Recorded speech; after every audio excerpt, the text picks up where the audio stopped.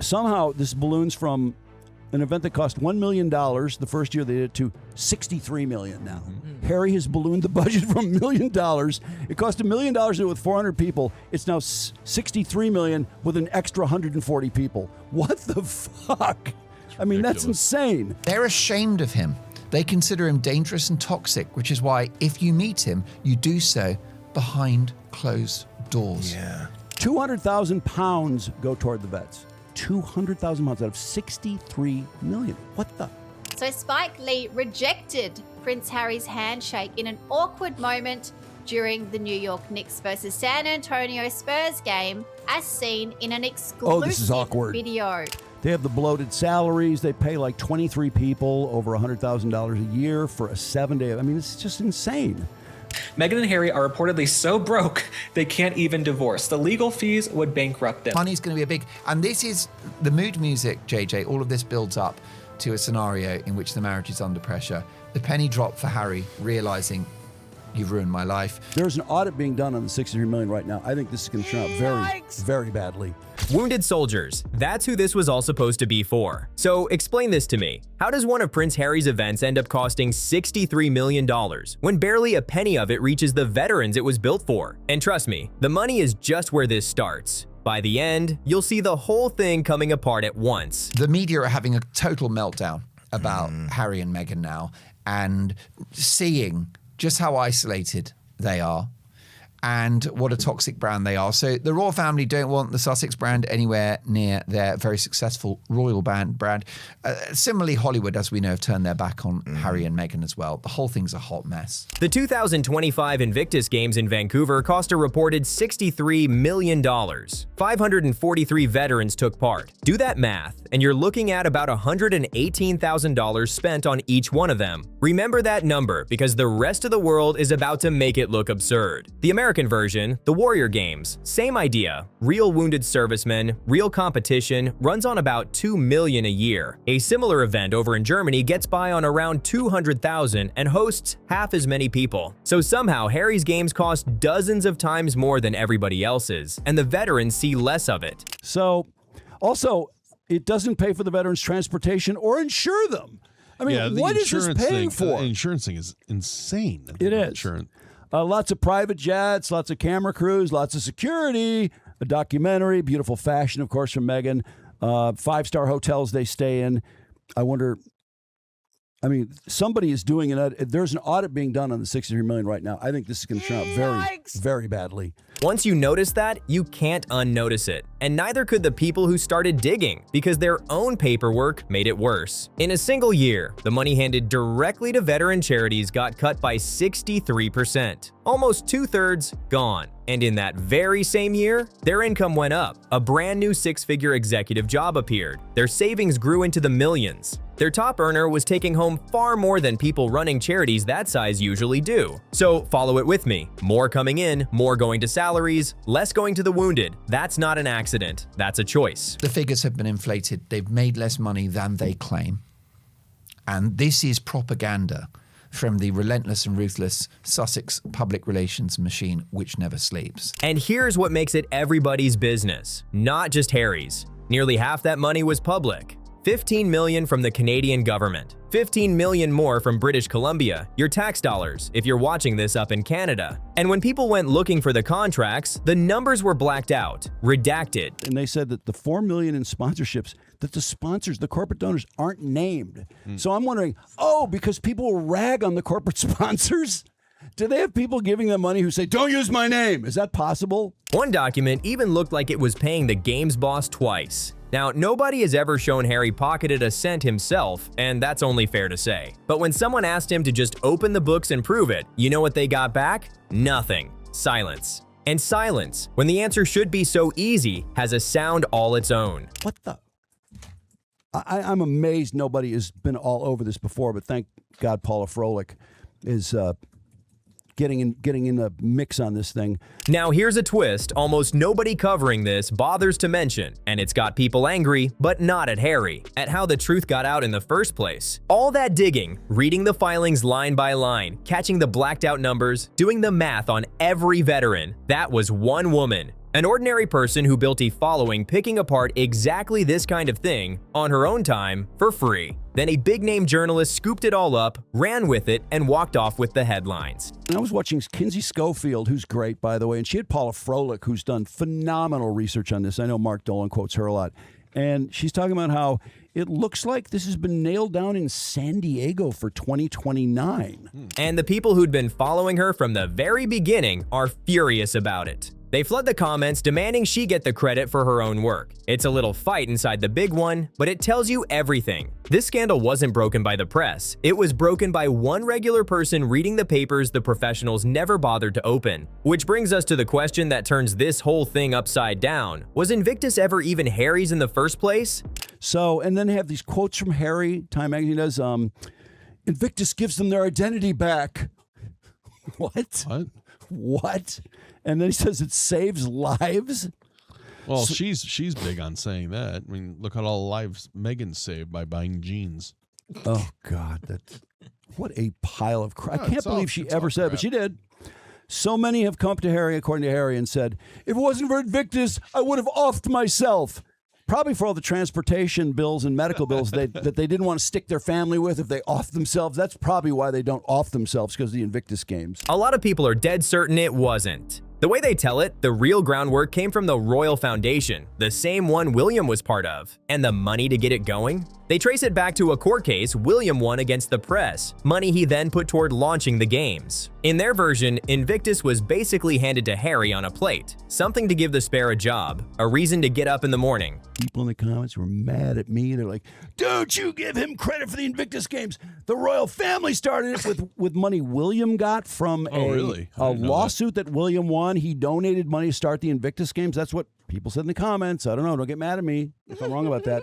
And then they turned it over to Harry to give him something to do. What a loser. That sounds believable to me. The official story, the one Time magazine tells, is that Harry came up with it all himself after lighting the flame at the Warrior Games back in 2013, just home from war. But what's interesting is, once again, the only thing they know what to do, particularly I would say in the case of Prince Harry, is to look at something and think, can we just copy that? Two stories, total opposites. And this audience has made up its mind which one it believes. To them, this isn't Harry's charity in trouble. It's, they gave him something good and he drove it into a $63 million ditch. And once you see him like that, everything after just locks it in tighter. So they've already had to effectively shutter their philanthropic business, which is Archwell, and they've got rid of, first of all, a few of the heads of the charity have left, and they've also laid people off. They're getting through staff at a rate of knots. The issue you've got, yes, there is some cash there from the Queen Mother, late Queen Mother inheritance to Harry, which he didn't deserve. Because the spending didn't stop in Canada. Look where these games are headed next, and the questions only pile up. The next one's reportedly going to Birmingham. And here's the thing about Birmingham. That city has basically gone broke. Services cut, bins overflowing, the whole place in a budget crisis. And yet somehow there's a reported $26 million on the table to bring the games to town. The people actually living there are asking the only question that matters. How is there money for this and not for us?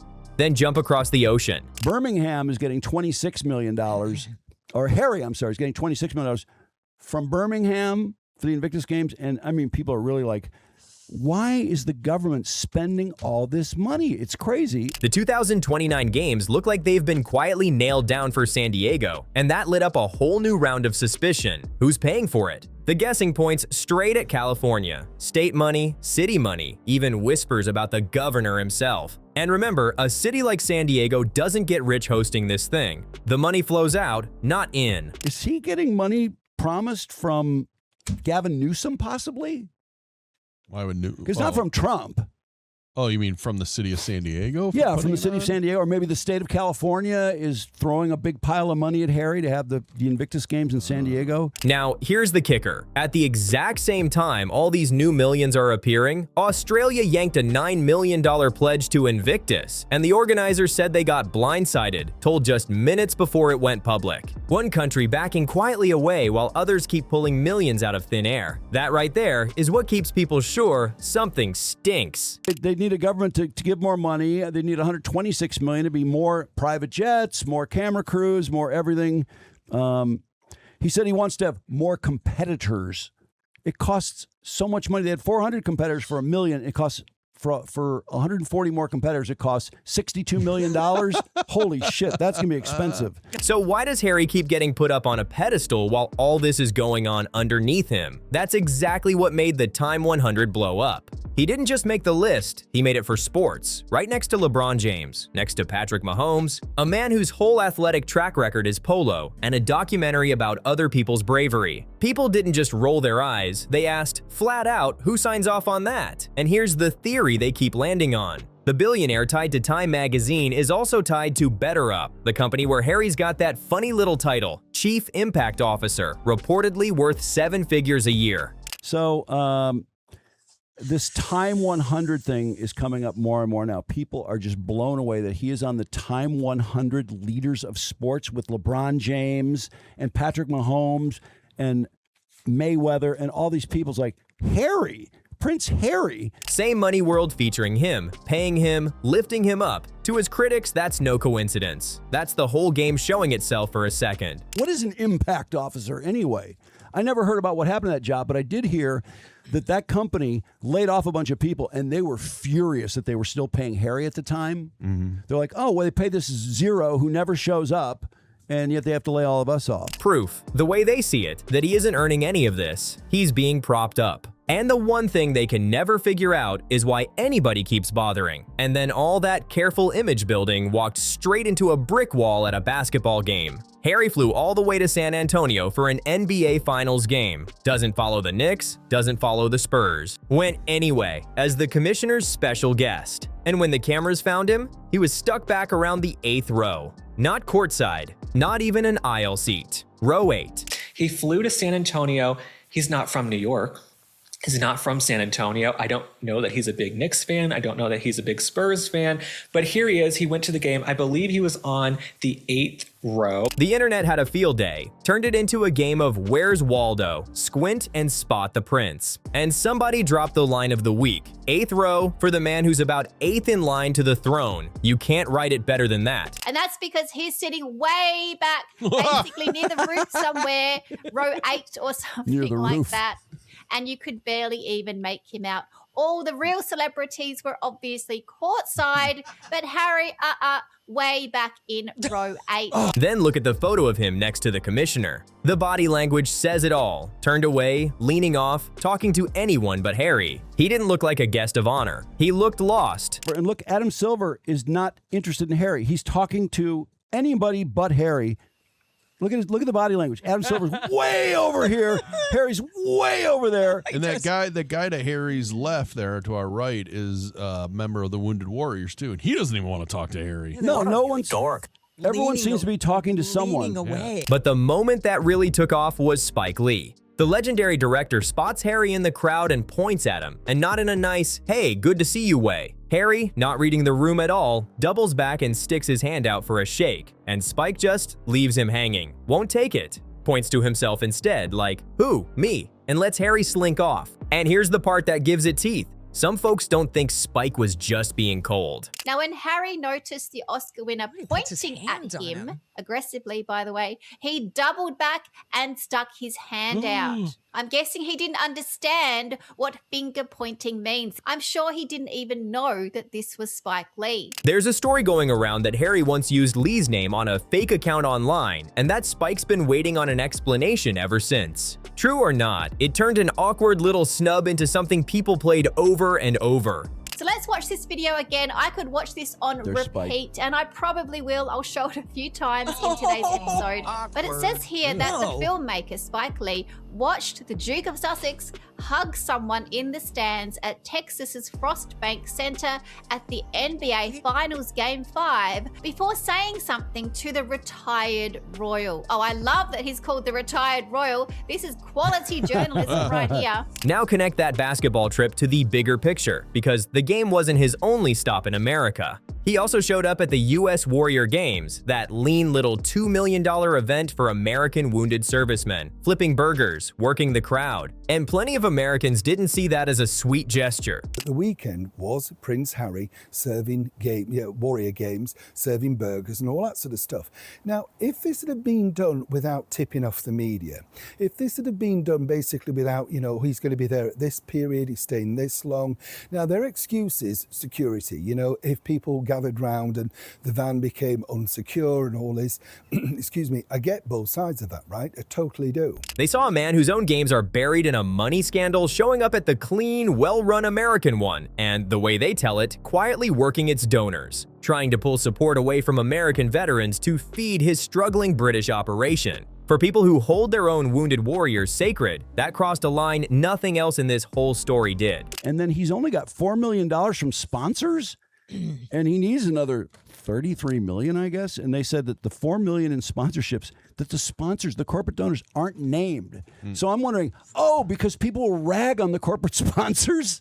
Do they have people giving them money who say, don't use my name? Is that possible? And underneath all of it sits the one comparison Harry can't ever get away from: his brother. Not long ago, William's out on a casual visit, ends up taking a totally random phone call from a local woman, plays along, has a laugh, and the whole thing goes viral for all the right reasons. Easy, warm, the kind of moment no PR team on earth can fake. As I said, what happened with William was spontaneous. You couldn't plot it, and he literally played it to the very best. I thought it was great, and this is what made it take off.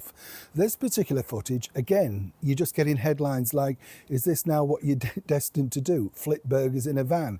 It just doesn't work. Doesn't mean, though, they're going to stop. Harry's jealousy will basically mean there's another plot, another idea dreamt up by themselves around the corner. Now look at Harry's burger van, the crowd working, the carefully set up appearances. It reads as exactly that, set up. A man watching what works for his brother and trying to copy it a beat too late. While William rode through a picture-perfect Trooping the Color surrounded by his family, Harry was an ocean away, flipping patties for the cameras. What you're looking at on that balcony is a slimmed-down monarchy, a lean, mean fighting machine, a monarchy fit for the future, a modern monarchy that doesn't need or want Harry. And people put it bluntly.